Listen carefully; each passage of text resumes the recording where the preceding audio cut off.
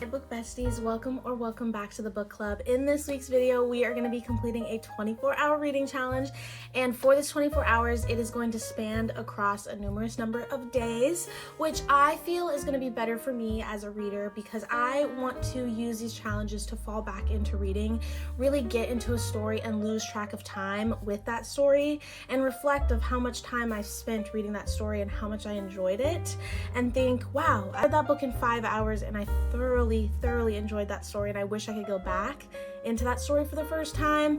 Whereas the last reading challenge I did, I felt very burnt out, I felt very exhausted, and I felt like I was just completing the challenge just to complete the challenge, and that's not how I want this challenge to reflect, at least on my channel personally.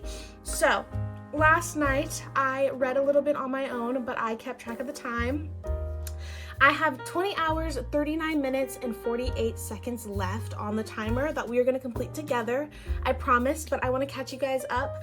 I finished Wildfire last night by Hannah Grace. I gave this book a 2.75 rating, which I don't do a lot, and I feel very bad, but this is where I feel like the book is placed for me personally. And reading is subjective. You could pick up this book and think it's the best book in the whole entire world, but this book just wasn't connecting for me, and it could be the time of when I was reading this book. And I know that I just picked up my November TBR, and I was talking about how much I am entrapped with this story and how much I love these characters. But then I got 50% through and it felt very repetitive, and I was kind of tired of the camp setting, and I wanted bigger resolutions for these characters. I wanted more character growth, I wanted more plot, and it just wasn't there.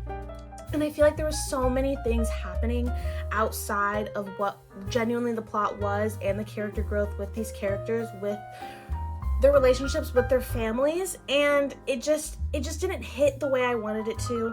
I normally love a character like Russ. I normally really connect to an MMC, and it makes me all gushy and kick my little feet inside, but I just couldn't do it because I wanted more for him. I wanted more of a resolution, and I think that's my honest opinion right now. I have spent a couple hours thinking about it. Before I even wrote my review on Fable, I spent a couple minutes thinking about it because I was like, I want to like this book, I want to love this book, but I just can't. I just can't.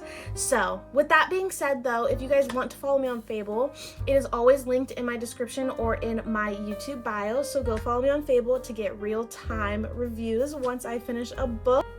So yeah, then after that, I was gifted 2 books over the weekend.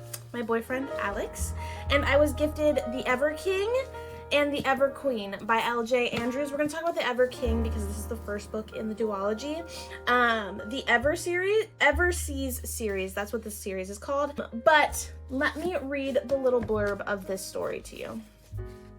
They stole his crown, so he stole their daughter.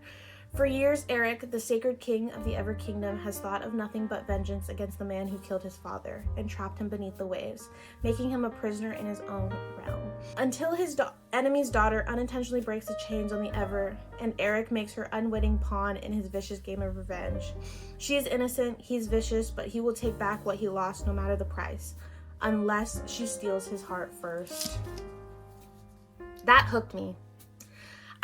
That hooked me, and I have never read L.J. Andrews before, and I've actually been craving a pirate seas romance, dark romance, and this is a dark romance, forbidden romance, and I am just so excited. I hear our FMC gets kidnapped and gets taken from her kingdom to live with Eric, and I'm very excited. What I have gathered from these first couple chapters, as I am only on chapter 3, like I'm not even that far into it, but what I have gathered is Livia, our FMC, is very connected to her kingdom, and she has this family that she has known for years, but it feels like she only knows the people in that circle and the people in her castle.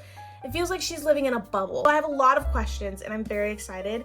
So this is the next book we are going to read in our 24-hour reading challenge, and I'm very excited. And I also wanted to say thank you for Alex for gifting me these books, and I'm so excited to have these in my collection. The next 2 books are a part of my November TBR, and they were originally going to be the books that I tackled throughout this 24-hour reading challenge, but with that loop being thrown of that duology I was gifted, I'm just a girl, and I had to pick up that duology first. These books are still going to be here. Hello. So of course it is Leave Me Behind and Sea of Monsters. As you guys know, I'm about 50% through of Sea of Monsters and I have not started Leave Me Behind. I'm really gonna force myself to read a book unless I feel connected to it, and I don't feel as drawn to these books as I do the Ever King, so I'm gonna pick up the Ever King first. So yeah, with that being said, let's get into this reading challenge and read together. I'm so excited!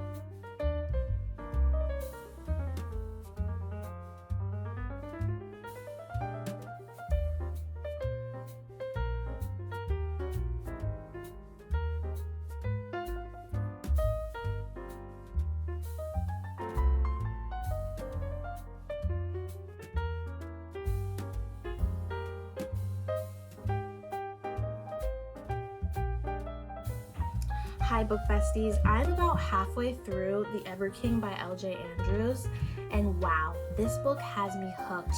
The writing is so cinematic, the tension between these two characters, magnificent. The pacing of this story is solid. The chapters are short.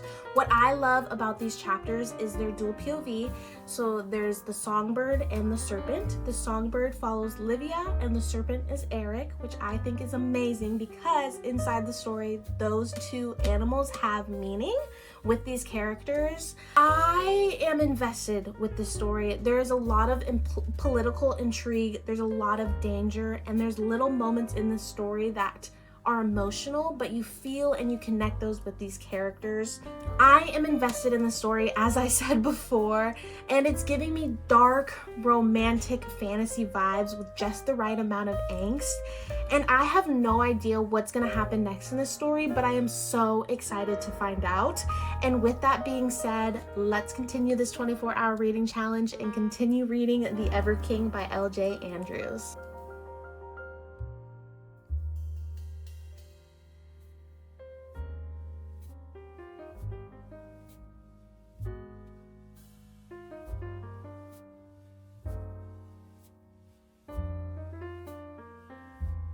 We have 12 hours, 23 minutes, and 38 seconds left on the timer for our 24-hour reading challenge, but I have finished The Ever King by L.J. Andrews, and this book was wonderful. L.J. Andrews wrote this story to keep me captivated. I was so drawn to the story from the very beginning all the way up to the end. It was intense.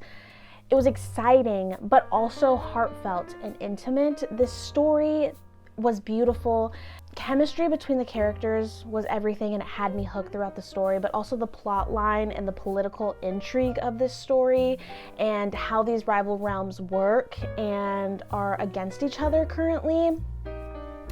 Thought that every chapter was perfectly balanced into the next. Like, it didn't feel choppy, it didn't feel like too much at a certain time. The story was beautifully written, the atmosphere is intense, the writing is lush. I thoroughly enjoyed this book and I would give it 5 stars. I am going to give it 5 stars, and I want to recommend this story to you guys because this story is beautiful. I only tabbed 2 sections of this story. The first one was chapter 46. I absolutely love chapter 46 and the character arc and the development of Eric Bloodsinger and Livia, and it was just wonderful.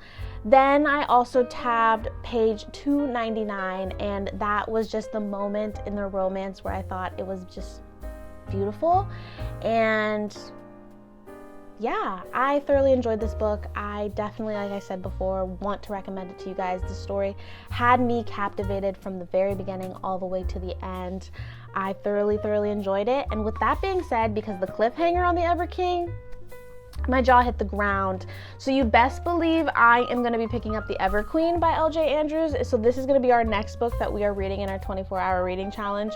And I'm so excited to get into this story and really see where the wind takes me. I hope this story closes up the duology. I hope I don't have to pick up the next one, and really find a perfect balance for this story and have a happy ending. However, if it's not a happy ending, hopefully it pulls at my heartstrings and make it very emotional and intense for me as a reader.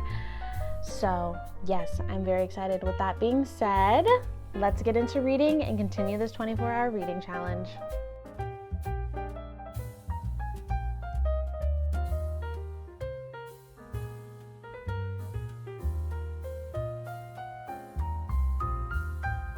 Hello book besties, let's talk about The Everqueen by LJ Andrews. As you guys saw in an earlier clip, I have 3 hours left of our 24-hour reading challenge, but we'll circle back to that. First, I want to tell you why I gave The Everqueen 5 stars and how this is going to be a god tier series for me, because I am addicted. This world had me hooked once again from the start all the way to the finish, and the plot twist, the magic system, the found family in the story is just so amazing. And the more secrets and the more you find out about these characters, the more you develop a love for these characters, and also the atmospheric feeling of this book. And it felt like I was watching a movie, but I was reading the pages. This book is amazing. Without me spoiling too much, Eric and Livia are trying to rebuild these pieces of their world because their world is falling apart. And they're trying to figure out who is doing this, who is pulling all the strings, basically. And at the end of this book, there is a resolution, and it was an amazing resolution. The last 25% of this book had me hooked. I was on the edge of my seat. I kept turning, and I was like, give me answers, give me more answers, give me more answers. And I was just so addicted and captivated by this book. I also really want to highlight the character growth of this story. First, let's start with Livia. Livia took on her role so beautifully, so stunning. She is a fierce, powerful, strong FMC, and I kept rooting for her throughout this book. During the harsher times, the battle scenes of this book, she kept telling herself, I'm not going to die today, which I absolutely loved and I really connected with, because I feel like a lot of people will have a lot of internal dialogue to push them forward, and to see that in a story was just magnificent. Eric, my man, okay? Eric is a dark, broody, morally gray MMC, but he is loyal to a fault to Livia. And he is intense, but the fact that he broke tradition and he fell head over heels for this woman and knew that this was going to be a greater good for his realm, and he stuck with it. And I absolutely love that about Eric.